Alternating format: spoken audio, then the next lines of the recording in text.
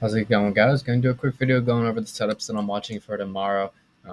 What I'm noticing is a lot of these plays are either in the gap or they're right at gap fill support. So what I'm expecting with start with SPY. SPY's in this giant daily zone that we saw a lot of chop from May 27th to June 9th, and then same thing from July 29th to August 9th. So we enter the zone again. I'm expecting some sort of chop. One thing I noted was Apple is at support. It's at this gap fill support that we have at 167.5. So if Apple does end up losing 167.5, then I expect the market to bleed a little bit more, and we'll look to play that down to 165.5. So 167.5 to 165.5. But with Apple support, I wouldn't mind seeing some sort of bounce on SPY that we could short maybe an hour around 8:30 at the open. So a couple plays that I'm eyeing that are already in the gap are PayPal. We got PayPal in the gap. Um, this has room down to 90.3. We have Disney. Lots of room down here to 112.8. And then we have NCLH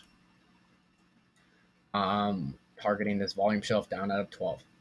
Couple bullish setups. I got PFE for this trend line break. Daily's in a giant wedge, but we're not going to worry about that right now.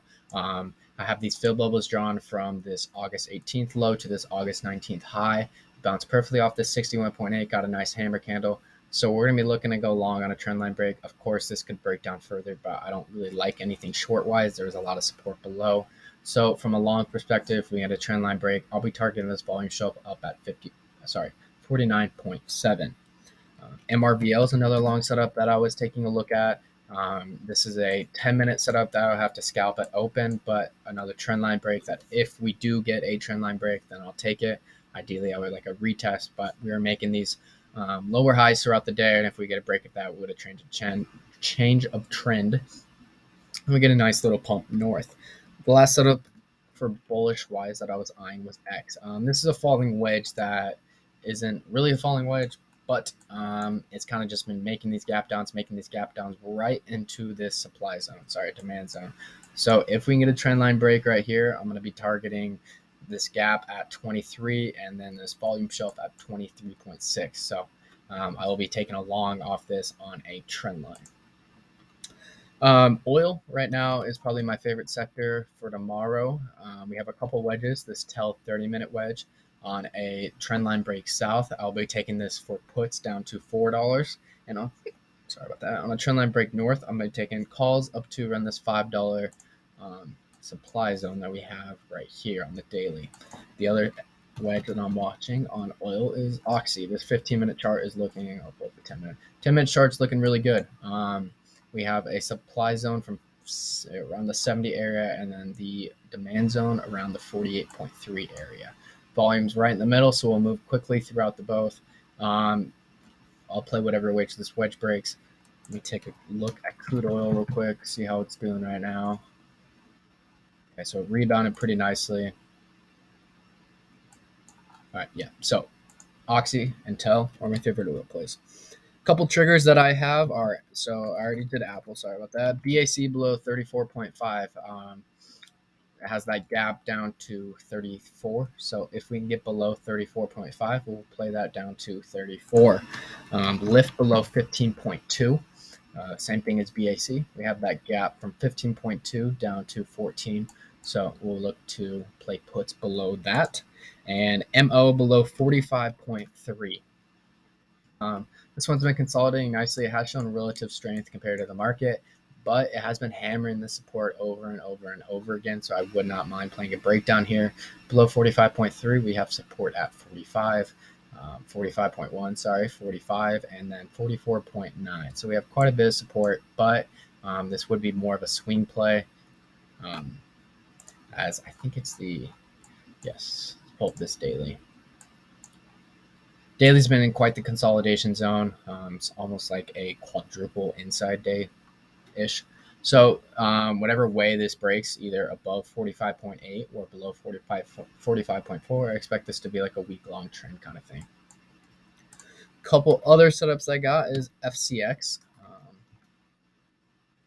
This broke down from its wedge on the 30-minute today, but it found a nice support at this 29.3 level.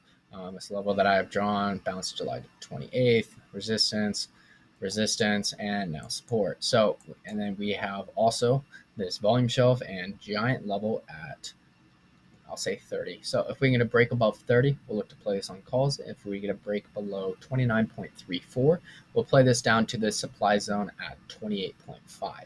So these are just some clear triggers to keep your eye on. Should be a pretty clean setup considering it's been consolidating nicely towards the end of the day. We did get a tweezer bottom. That's something to take note on the hourly. So not a bad long setup above 29.9 towards 30 area.